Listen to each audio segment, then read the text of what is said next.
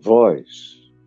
Isso aí é o povo que não sabe nada, não anda comigo, não dorme comigo, não conversa comigo, não faz perguntas a mim, não ouve as minhas respostas, não aprende os mistérios do reino de Deus. Mas eu quero saber de vocês. E vocês, que estão aqui de dia e de noite? Se fosse hoje em dia, aquele tempo não tinha Bíblia. Se fosse hoje em dia, ele ia dizer: vocês que andam com Bíblia na mão, que têm 10 Bíblias em casa, letra grande, letra pequena, Bíblia da mulher, Bíblia branca para a noiva, Bíblia cor-de-rosa, Bíblia com letra gigante, Bíblia com comentário de prosperidade, Bíblia pentecostal, Bíblia reformada. Vocês que têm tudo isso, o que é que vocês dizem de mim? E aí a gente, nesta geração, fica chocado, porque ainda houve algumas gerações em que, pelo menos sem convicção, as pessoas, por lerem o texto de Mateus 16, diziam à semelhança de Pedro: tu és o Cristo, o Filho do Deus vivo. Aí todo mundo...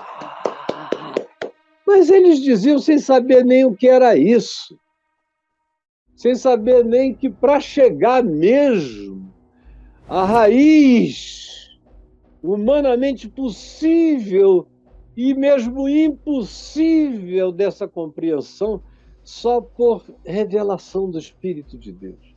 Como Jesus disse a Pedro: bem-aventurado porque não foi você, não foi carne e sangue quem chegou a essa conclusão, foi revelação do meu Pai.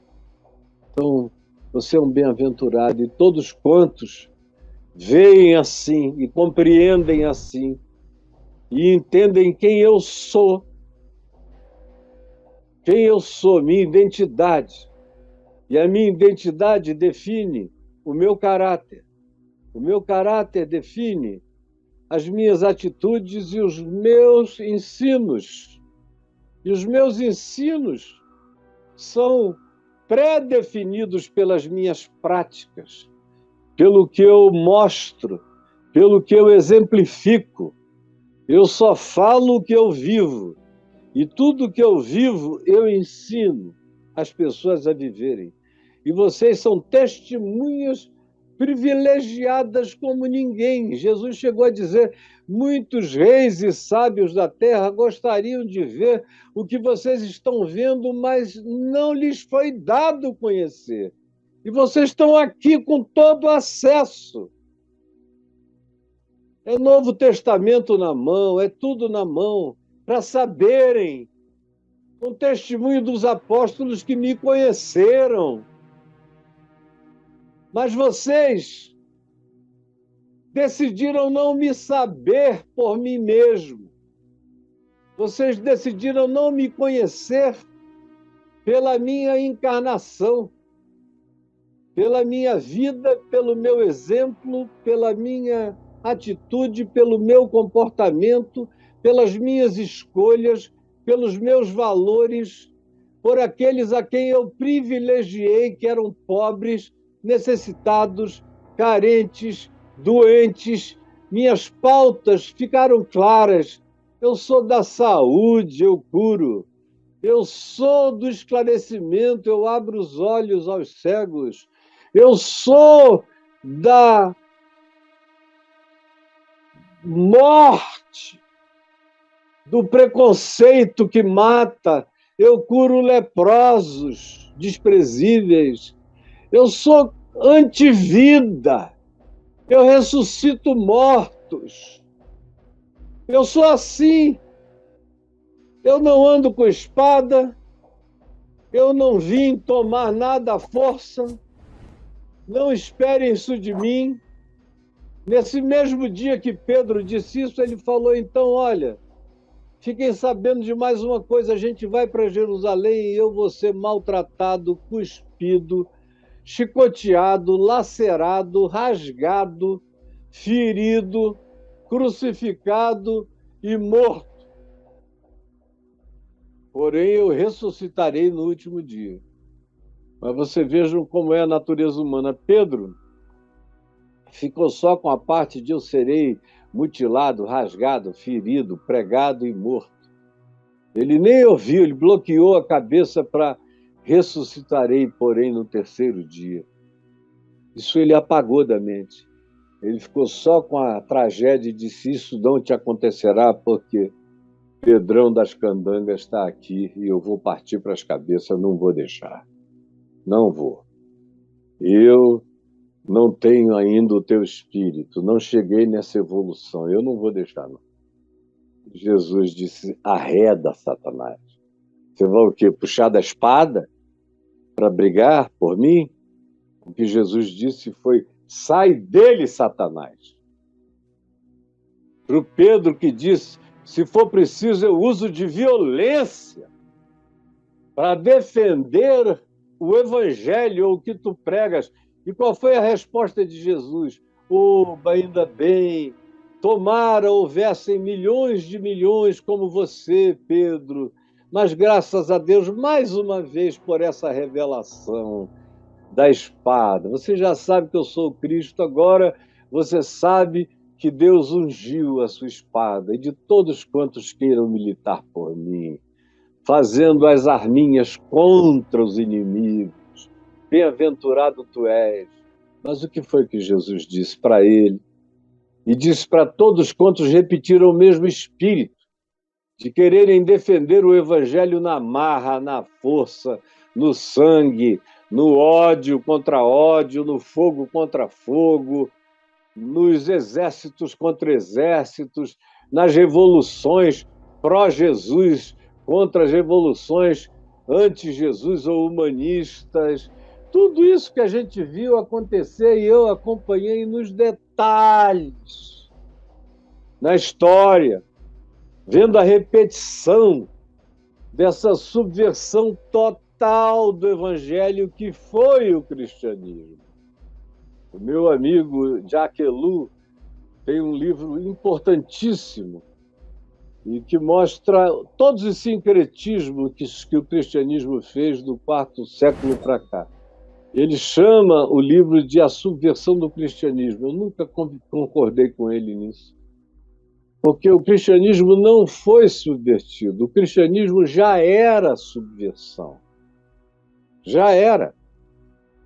Já era a ruptura com o evangelho de Jesus e a construção de uma religião real com fins de adaptação cultural e política, onde quer que o poder pendesse, aonde quer que houvesse as indicações de que num determinado lado do poder nós teríamos mais oportunidades. Foi assim nesses 1.700 anos e continua a ser assim.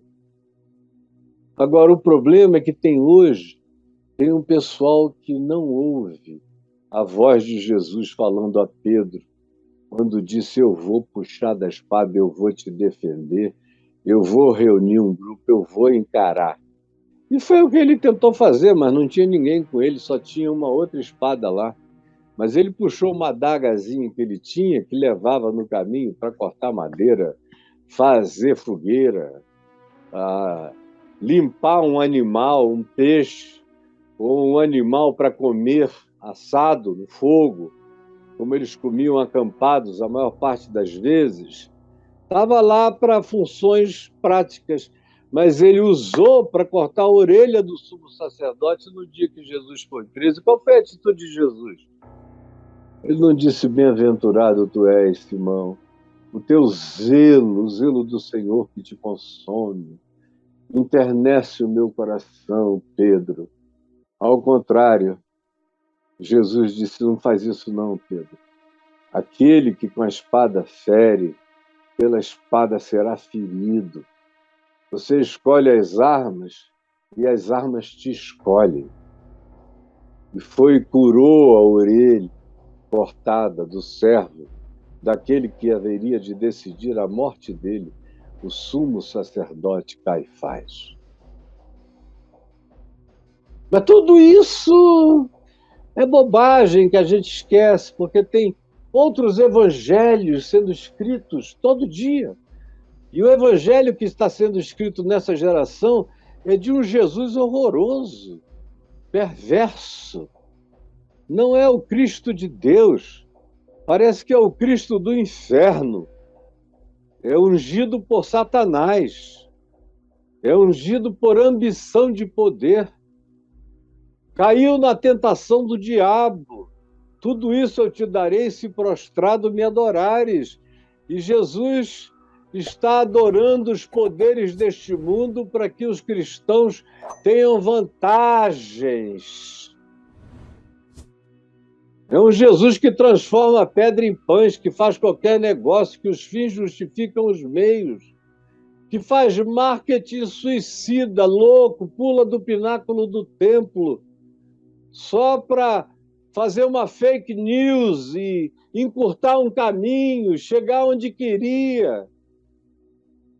E os discípulos dessa mentira, que são filhos do evangelho das tentações, às quais eles sucumbiram a todas, são discípulos do que Jesus chamou de sai, Satanás, arreda, Satanás, que o Senhor te repreenda, Satanás. Tudo aquilo que Jesus repreendeu, eles acolheram, ungiram. Tudo aquilo que Jesus disse que os discípulos não deviam ser, eles gritam e expulsam. Como Diótrefes, que é aquele que aparece lá na segunda epístola de João, no final do Novo Testamento, que expulsava as pessoas da igreja, como Diótrefes contemporâneos de uma brutalização que Diótrefes nunca imaginou conceber. São verdadeiros lameques religiosos, destruidores de almas humanas, para todos os lados. É isso que eles respondem.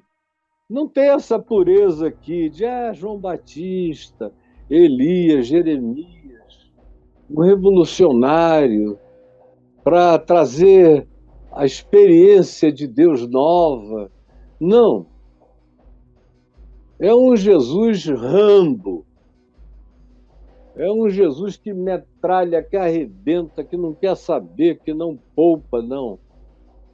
É um Jesus filho de Javé, do Velho Testamento, que aprendeu com o Pai a mandar destruir comunidades inteiras com mulheres, crianças, velhos e inocentes, num arianismo do povo de Canaã, e que é absorvido contra o ensino de Jesus, contra o que Jesus exaltou, sendo o príncipe da paz, o promotor da paz, e que se entrega sem reação nenhuma, vai como uma ovelha para o matadouro e diz que o poder do povo dele está em andar como ele, como Pedro diz, andar nos mesmos passos, sofrer as mesmas afrontas, encarar as mesmas injúrias, sofrer as mesmas injustiças